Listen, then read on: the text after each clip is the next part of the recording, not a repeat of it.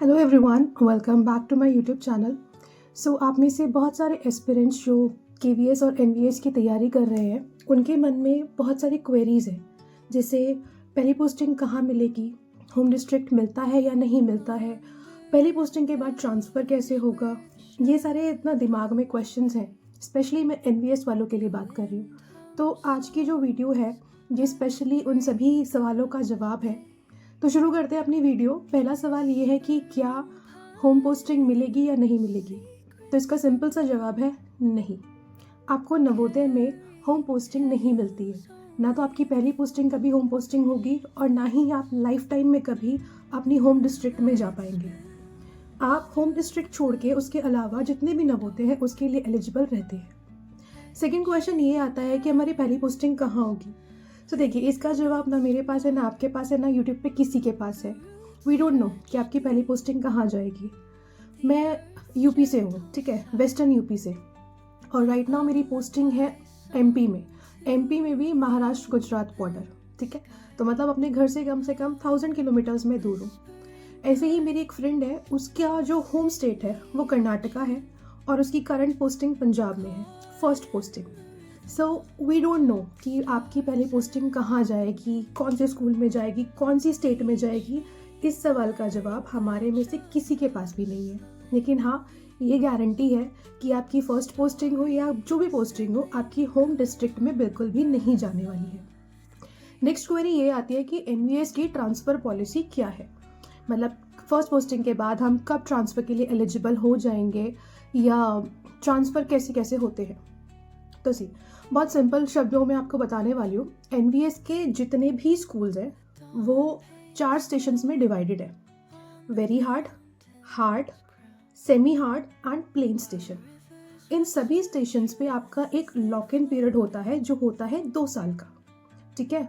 और मेन चीज़ ये है कि जो 2 साल का पीरियड है या जो ईयर काउंट होता है वो आपका तभी होता है अगर आपने उस पर्टिकुलर स्कूल में 31 जुलाई से पहले ज्वाइन किया हो। अगर आप 31 जुलाई यानी 31 जुलाई के बाद अगर आप उस स्कूल को ज्वाइन करोगे तो वो साल आपका काउंट नहीं होगा। जो यहाँ पे ईयर का रहता है वो रहता है, जो डेट रहती है लास्ट वो रहती है 31 जुलाई। तो अगर आपने किसी स्कूल को 31 जुलाई से पहले ज्वाइन कर लिया तो वो पर्टिकुलर ईयर आपका उस ईयर में काउंट होगा। अब बात करते हैं लॉक इन पीरियड की। तो सारे ही चारों स्टेशंस में आपका 2 साल का लॉक इन पीरियड होता है। लॉक इन पीरियड मतलब कि उस ड्यूरेशन में आपको उसी स्कूल में पोस्टेड रहना है। आप कहीं भी ट्रांसफ़र नहीं ले सकते हो अपने पहले 2 सालों में। आप किसी भी जगह पे जाओगे, चाहे आप वेरी हार्ड में जाएं, चाहे आप हार्ड में जाएं, चाहे आप प्लेन में जाएं, आप कहीं भी जाएंगे आपको 2 साल का लॉक इन पीरियड रहेगा ही रहेगा। उसके बाद आती है बात कि हम कितने साल में ट्रांसफ़र ले सकते हैं। तो देखिए, अगर आपकी पोस्टिंग वेरी हार्ड स्टेशन में है तो आप 2 साल बाद एलिजिबल है ट्रांसफ़र के लिए। अगर आपकी पोस्टिंग हार्ड स्टेशन में है तो आप 3 साल बाद, 3 ईयर्स बाद आप एलिजिबल हैं।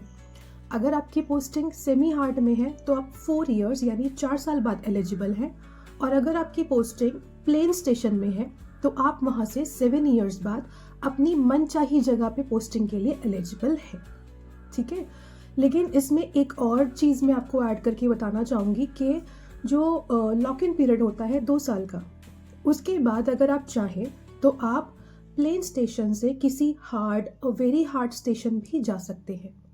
तो जो लॉक इन पीरियड के बाद का जो टाइम है, मतलब 2 साल कंप्लीट करने के बाद का टाइम है, प्लेन स्टेशन वालों के लिए एक चीज़ रहती है कि आप अपनी मर्जी से अगर कोई हार्ड स्टेशन या वेरी हार्ड स्टेशन खाली है और आप वहाँ जाना चाहते हैं तो आप जा सकते हैं। वहाँ पे जाने के लिए आपको 7 साल का वेट नहीं करना पड़ेगा। लेकिन हाँ, अगर आप कहीं प्लेन स्टेशन में ही जाना चाहते हैं तो उसके लिए आपको मिनिमम 7 साल वेट करना पड़ेगा। 7 साल बाद ही आप किसी और दूसरे प्लेन स्टेशन के लिए एलिजिबल होंगे। सो वेरी हार्ड वाले 2 साल, हार्ड वाले 3 साल, सेमी हार्ड वाले 4 साल और प्लेन स्टेशन वाले 7 साल बाद एक्चुअल में अपनी मनचाही जगह के लिए एलिजिबल रहते हैं। सो ये होता है हमारा ट्रांसफ़र पॉलिसी। ट्रांसफ़र पॉलिसी यानी एटीटी हर साल आती है। हर साल पहले आपको वैकेंसीज़ डिस्प्ले होती हैं। वैकेंसीज़ डिस्प्ले होने के बाद हम लोग फिल करते हैं। अब इसमें एक छोटी सी इन्फॉर्मेशन मैं आपको और देना चाहूँगी।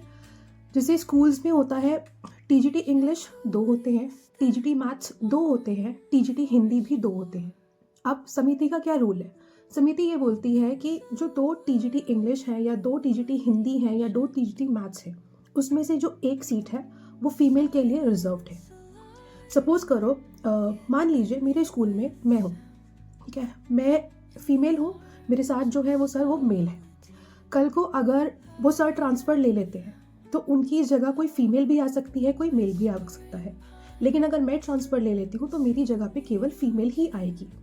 यानी 2 सीट्स में से एक सीट जो है वो आपकी फीमेल के लिए रिजर्व्ड है, दूसरी सीट जो है उस पर मेल भी आ सकता है और फीमेल भी आ सकती है। यानी कि फीमेल दोनों पे एलिजिबल हुआ और मेल जो है वो केवल एक पे ही एलिजिबल हुए।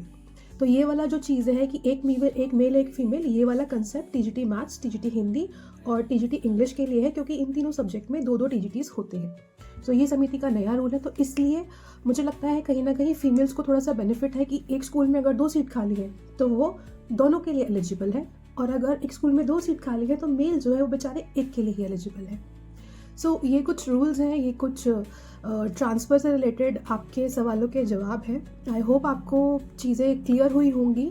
अगर आपको फिर भी कुछ जानकारी चाहिए तो आप मुझसे कमेंट में पूछ सकते हैं, और उसके अलावा अगर आपको कुछ और इन्फॉर्मेशन चाहिए नवोदय से रिलेटेड तो आप मुझे कमेंट कर सकते हैं, मैं आपके सवालों का ज़रूर जवाब दूँगी।